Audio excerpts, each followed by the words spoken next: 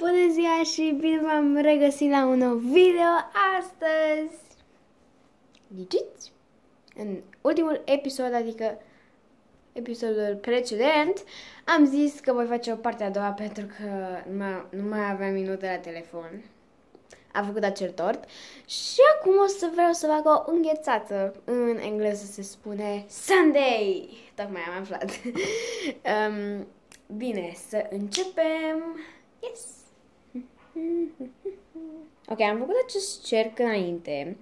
Este o plastilină beige, color, nu știu cum se spune. Da, l-am făcut cu acest capac. În fine. Acum, dacă vreți, nu e obligatoriu, dar dacă vreți, puteți să faceți niște linii ca să arate ca un con adevărat de înghețată sau nu, îl lăsați așa, nu contează. Dar eu îl voi face pentru că vreau să arate cât mai real și cât mai bine. Mă știți, poate nu mă știți chiar bine, dar colegii mei mă știu și vreau să fac cât mai bine posibil.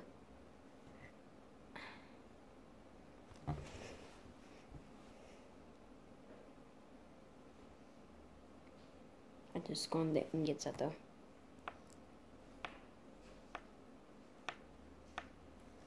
Bun? Arată ca o vafă aproape.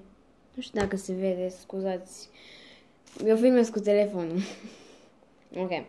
Acum trebuie să facem ca o formă de con de petrecere. Doar că o să fie un con de înghețată. Aici la vârfuri. Așa. Băgați un pic degetul înăuntru ca să faceți mai puffy. Iar după cu o farfecă, puteți și cu altceva, dar e mai ușor cu farfeca. Tăiați drept. Bun. Așa trebuie să arate conul. Aproape știu. Iar eu, cea mai ușoară parte acum, e să facem înghețata din con. Eu o să fac cu 3 arome. O să fac cu strawberries, vanilie și înghețată. Înghețată de ciocolată, pentru că e preferata mea, ce să zic. Ok, am aici niște plastilină maro.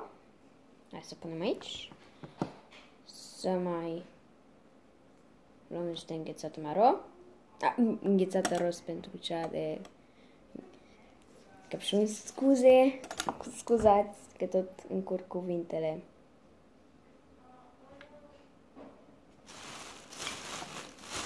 Iar după sunt niște alb. Oh, e acolo alb. Nici n-am știut.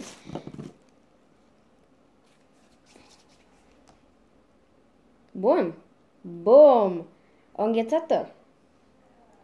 Dacă vreți, puteți pune și niște decorații, dar eu vreau să o las așa simplă. Sper că v-a plăcut videoul de astăzi. Nu uitați să dați un like, un subscribe și să scrieți ceva în comentarii.